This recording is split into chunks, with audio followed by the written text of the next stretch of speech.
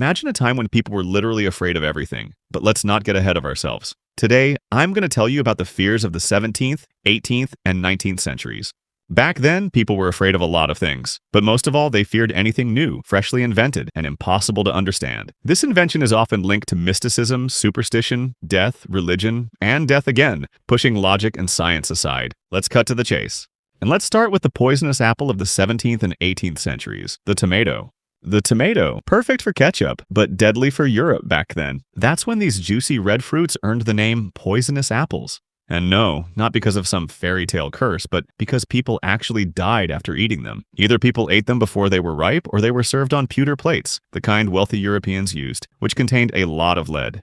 The acid in tomatoes reacted with the pewter dishes, leaching out the lead and causing poisoning. And people got poisoned, but in the end, they blamed the tomatoes. Meanwhile, the poor who didn't eat from fancy lead-filled dishes were perfectly fine. And since only the wealthy were dying, the fear spread instantly. Tomatoes were demonized in cookbooks, avoided in markets, and even banned from kitchens. For centuries, they were grown only as decorative plants and ornaments, never as food.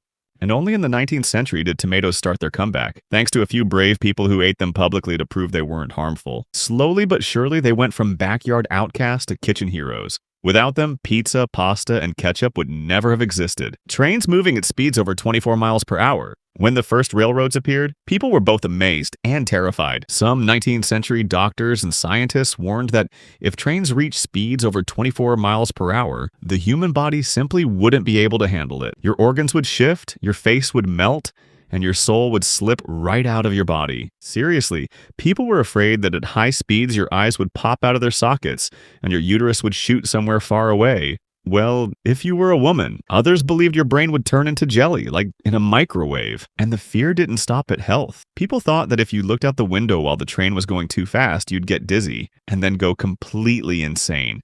Just because you were riding way too fast. But even though people truly believed the human body had a speed limit, they still got on trains. Yes, they boarded them, screamed, cried, and prayed during their first rides, like they were blasting off into space. But eventually, everyone realized that 24 miles per hour wasn't a deadly speed. It was just a smooth little trip. Today, high-speed trains race across countries at over 186 miles per hour. And yeah, turns out your organs and your face stay exactly where they are. Night air. Before we knew about bacteria and viruses, people believed in the so-called miasma theory.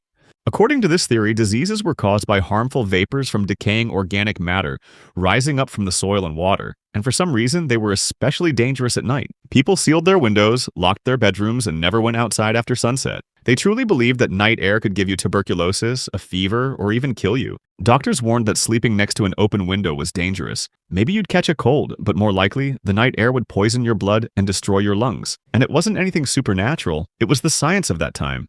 And the fear didn't fade until the germ theory appeared. And in the end, it turned out the night breeze wasn't trying to kill anyone at all. But it turns out it wasn't just tomatoes, trains, and night air that terrified people back then. Books did too. Yep, apparently they caused brain overload, especially once books became more accessible thanks to the printing press. The madness of reading.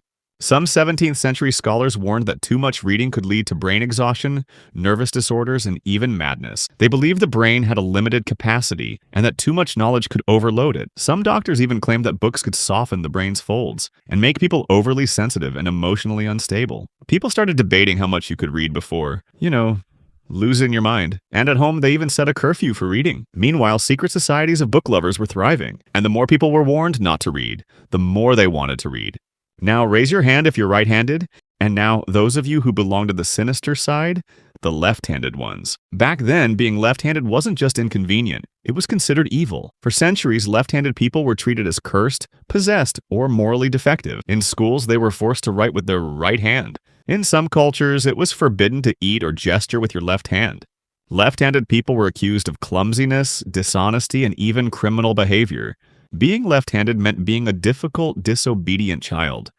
And that had real consequences, at school, at work, and in family life. Even in the Bible and old superstitions, the left side was associated with betrayal, bad luck, and even witchcraft. Only in the last few decades have left-handed people started being seen as just people who do everything with the other hand.